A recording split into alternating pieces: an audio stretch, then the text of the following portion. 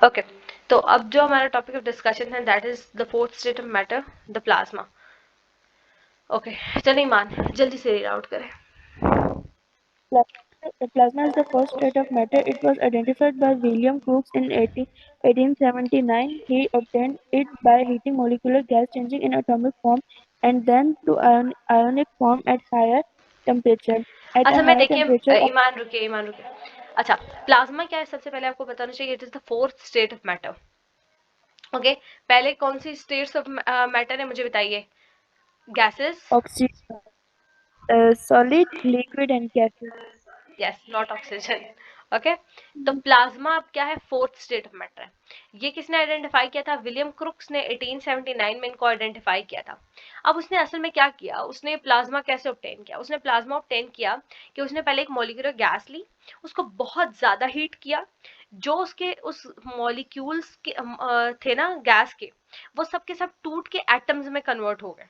ठीक है, लेकिन वो स्टेट क्या रही, वो गैस की ही स्टेट रही।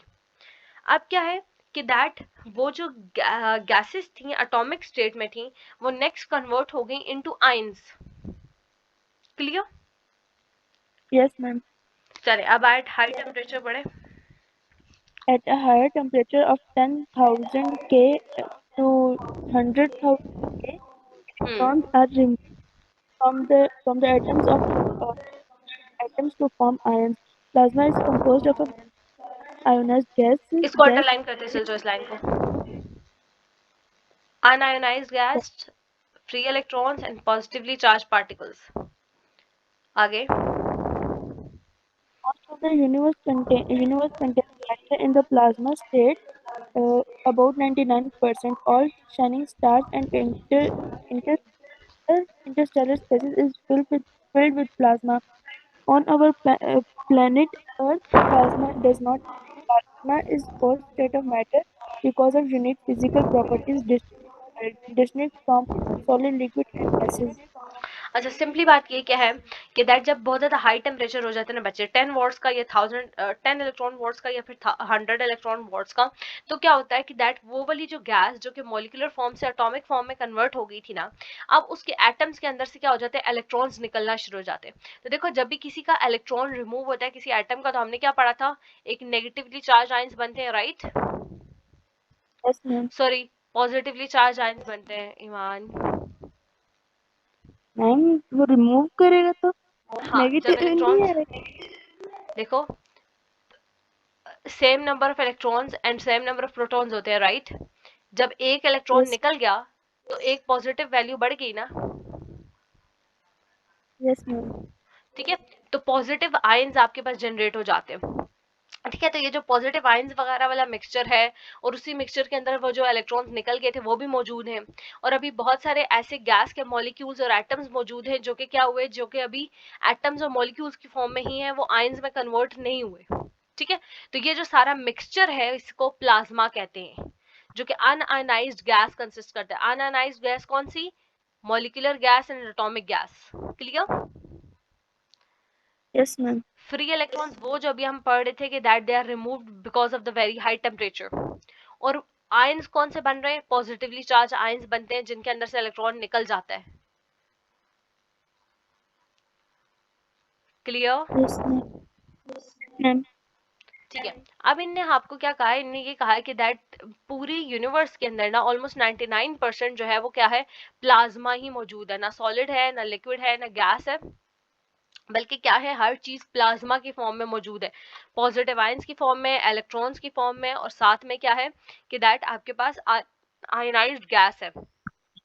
ठीक है, जैसे ये जो शाइनिंग स्टार्स वगैरह हैं, ये सारे के सारे they are filled with plasma. लेकिन हमारी अर्थ के अंदर प्लाज्मा एग्जिस्ट नहीं करता। हाँ, एवर बहुत ज्यादा हाई टेम्परेचर को यूज करके जो है ये प्लाज्मा बनाया जा सकता है। ठीक है, black holes which are not directly visible are thought to be fueled by accelerating ionizing matter plasma।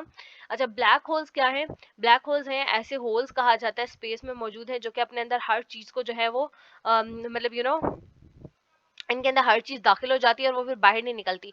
ठीक है, तो इनको कहा जाता है कि that they are fuelled by plasma, मतलब प्लाज्मा जो है वो क्या करता है कि इसको फ्यूल करता है, यानी ये कि ब्लैक होल्स बनाने का काम कौन करता है, ये प्लाज्मा करता है। अच्छा, अब आ जाते हैं प्रॉपर्टीज ऑफ प्लाज्मा की तरफ। इट इज इंपॉर्टेंट, चले जल्दी से आ जाए इसकी तरफ। It is a substance in which many of the atoms or molecules are actively allowing charge to flow freely. It takes place at very high temperature. Has the following properties. Plasma consists of neutral particles and free electrons. Plasma is by both magnetic and electric. Plasma shows a characteristic depending upon the gas present in the tube. For example, oxygen gives a red glow, hydrogen green, and nitrogen purple or pink glow. अच्छा देखो, simply क्या है, properties of plasma में क्या आ जाते हैं कि that ये एक ऐसा सब्सटेंस है जिसके अंदर एटम्स या फिर मॉलिक्यूल्स होते हैं, उनको क्या किया जाता है, बहुत ज्यादा हाई टेम्परेचर के अंदर उनको इफेक्टिवली आयनालाइज कर दिया जाता है। ये मैं अब एक्सप्लेन नहीं करूंगी, ऊपर पूरा मैं एक्सप्लेन कर चुकी हूँ, ठीक है। अब प्लाज्मा के कुछ इंपॉर्टेंट प्रॉपर्टीज हैं। सबसे पहले अभी मैंने आपको बताया था कि दैट इसके अंदर कुछ है अनआयोनाइज्ड गैस है। अनआयोनाइज्ड गैस किस फॉर्म में होगी, मॉलिक्यूलर फॉर्म में होगी या फिर एटॉमिक फॉर्म में होगी। और हमें पता है मॉलिक्यूल्स और एटम्स दोनों ही क्या होते हैं, न्यूट्रल होते हैं, है ना, उनके ऊपर कोई चार्ज नहीं होता, ठीक है। फिर Yes, पॉजिटिव आयंस, ये जो पॉजिटिव आयंस यहाँ पे बने थे जब इलेक्ट्रॉन्स रिमूव हो जाते हैं एटम्स के अंदर, तो वो कौन से आयंस में कन्वर्ट हो जाते हैं, पॉजिटिव आयंस में कन्वर्ट हो जाते हैं, वो मौजूद हैं। और फ्री इलेक्ट्रॉन्स हैं, ये कौन से इलेक्ट्रॉन्स हैं, जो कि रिमूव हुए हैं फ्रॉम दीज एटम्स। ओके, अच्छा, अब देखो प्लाज्मा के अंदर क्या है, पॉजिटिव आयंस भी मौजूद हैं और फ्री इलेक्ट्रॉन्स भी मौजूद हैं। तो हमने ये पढ़ा था कि दैट जो भी चार्जेस होते हैं वो इलेक्ट्रिकल फील्ड और मैग्नेटिक फील्ड दोनों ही से इन्फ्लुएंस होते हैं, ठीक है। तो चूंकि प्लाज्मा के अंदर आयंस, दोनों तरह के आयंस मौजूद हैं, पॉजिटिव आयंस भी मौजूद है और इलेक्ट्रॉन्स की फॉर्म में नेगेटिव आयंस भी मौजूद है, इस वजह से ये magnetic field and electrical field दोनों से इन्फ्लुएंस होता है। अच्छा, इसी तरह डिपेंडिंग कि हमने कौन सी मॉलिक्यूलर गैस यूज की है, ठीक है, उसके बेस पे प्लाज्मा का डिफरेंट कलर होता है। अगर आपने ऑक्सीजन यूज किया है तो प्लाज्मा का कलर क्या होगा, रेड कलर का होगा। अगर हाइड्रोजन यूज किया है, hydrogen gas, molecular gas use किया है, तो प्लाज्मा का कलर ग्रीन सा होगा। अगर नाइट्रोजन यूज किया है तो पर्पल या फिर पिंक कलर का जो है वो आपको ग्लो देखने को मिलेगा in case of plasma. Am I clear? yes, ma'am. कोई पॉइंट जो यहाँ नया समझ आया हो? No, ma'am.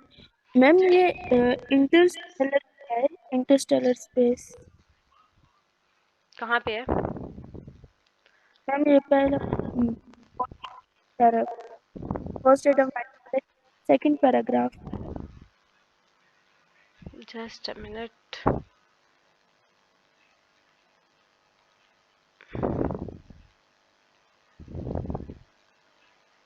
इंटरस्टेलर, ये आप बात करें, that is all sharing stars in Interstellar space. Yes ma'am.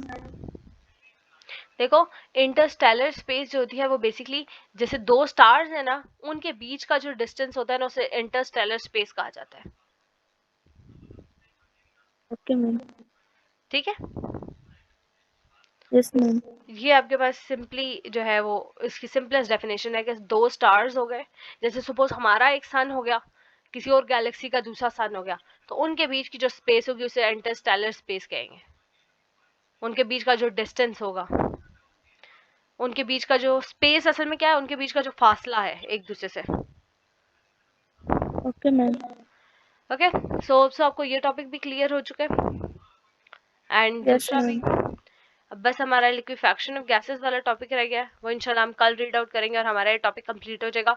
इसमें से लिंड्स मेथड बहुत ही ज़्यादा इंपॉर्टेंट है अलॉन्ग विद द डायग्राम, तो ये आपने बहुत अच्छे से प्रिपेयर करना है।